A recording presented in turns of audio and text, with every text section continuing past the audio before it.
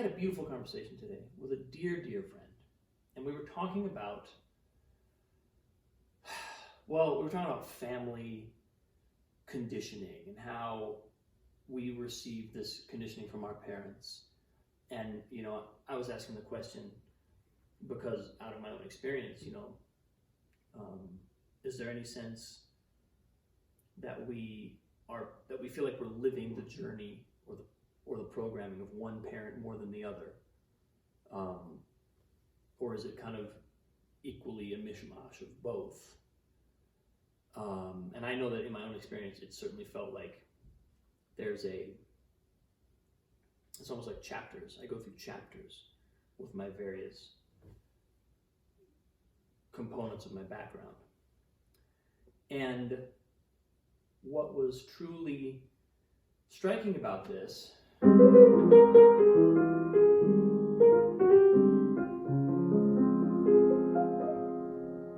was we were talking about this, and what was coming through me, what I was realizing as we spoke was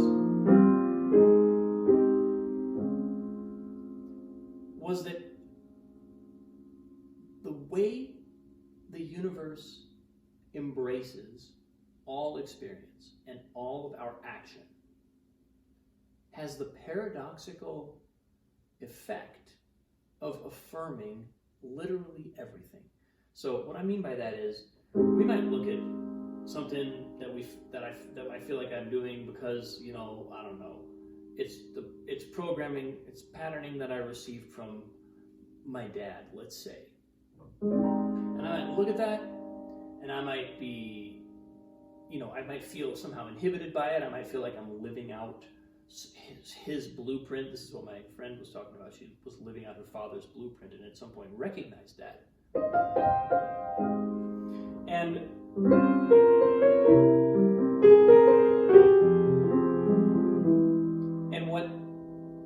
so then there's a kind of process that we engage in where we first have to not make that a problem.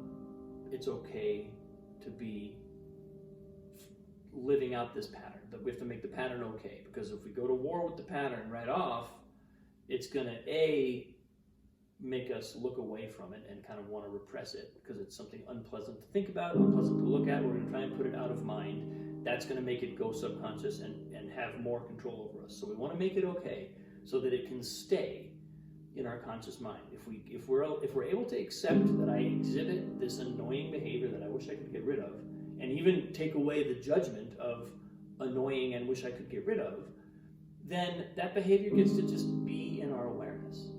Now it doesn't have to dive down and hide and pull the strings from the basement. It can actually just rest here.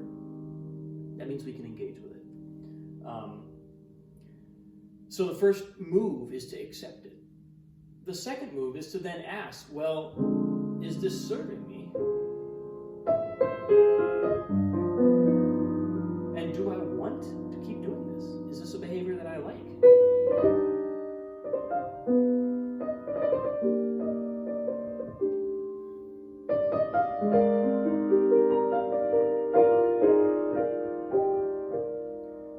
And oftentimes, if it's unconscious behavior, the answer will be, maybe not. Maybe I'd be perfectly happy to let it go.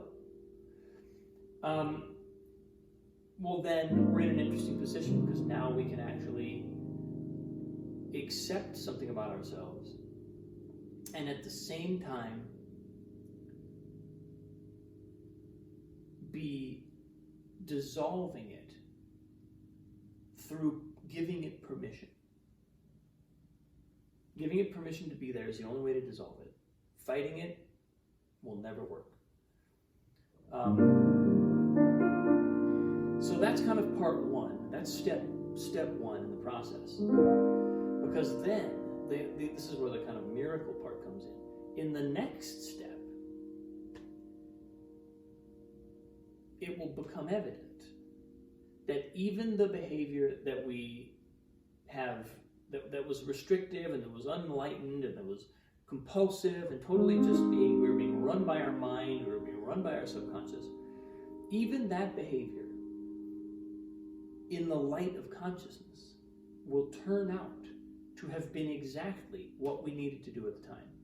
And this is the kind of paradox of the universe. It's almost like the present moment, the universe, which is this present moment, only ever, works in both directions at the same time. It can take anything we've ever done, anything we will ever do, and put it into the context of infinite affirmation. The universe just affirms, affirms, affirms, relentlessly affirms everything in existence. And we're the ones who add negation to that. We're the ones who say no. We're the ones who say, I want something different than what's here. I have a problem with this. I don't like this reality. I don't like myself. I don't like whatever, it is.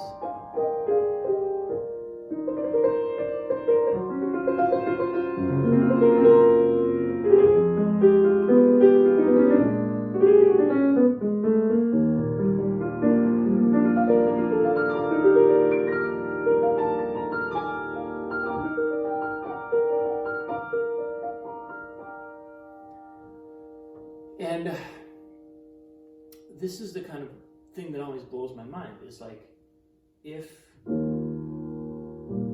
even the negation that we bring to the table, the universe can handle. The universe is perfectly capable of taking it and affirming even our negation, of letting us know that everything about this moment is right. And that means even if we decide, once we know that, it's almost like we can get inside the mechanism of the universe and understand that even the things that we are chafing against in the moment, the things that I'm at war with right now, even those things are part of a cycle of infinite affirmation. Well, now that I know that, doesn't mean I'm never going to be in conflict with anything in the moment. Doesn't mean I'm never going to be even in a kind of internal conflict. It simply means that I know that all conflict is chosen by me. I have chosen to be in conflict for whatever reason, and that me choosing to be in conflict is something that I need in order to experience something, so that I will learn the lesson from it and ultimately then no longer be in that particular conflict. So if I know that's how the universe works, it doesn't necessarily overnight grant me the power to never feel in conflict again, but it radically reframes conflict. It radically reframes what conflict is.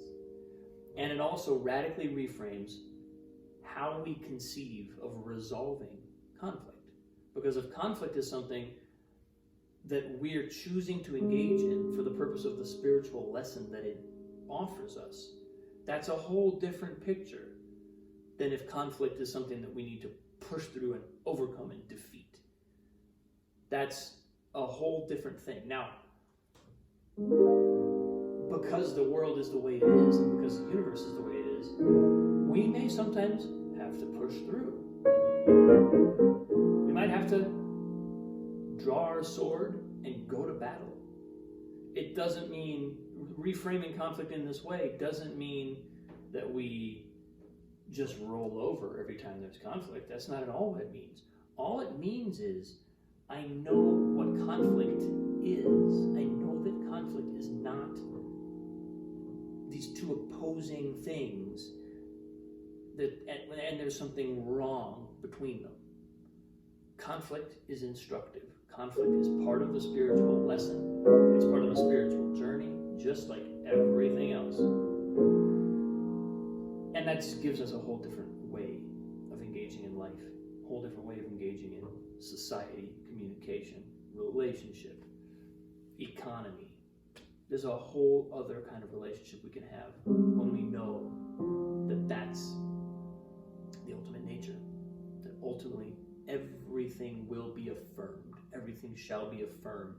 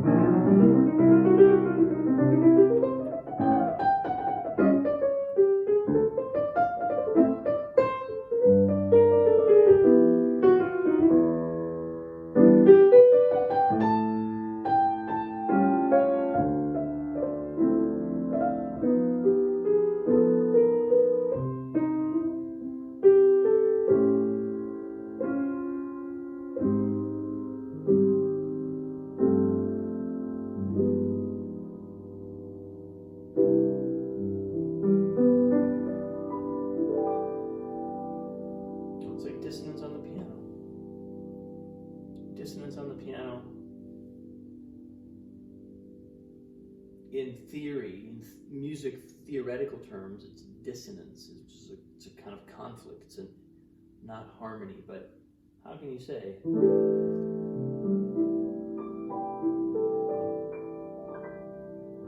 that chord is not in harmony?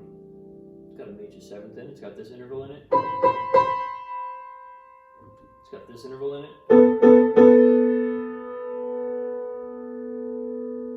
What else has it got? Yeah, I mean, it's got intervals in it that are dissonant, but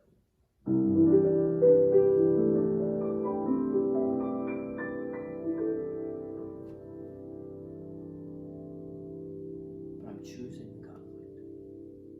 Choosing the friction. It means something different when I choose it. It's like the evolution of music in 2 seconds. Thanks for watching, folks. Much love. I appreciate you so deeply, as always.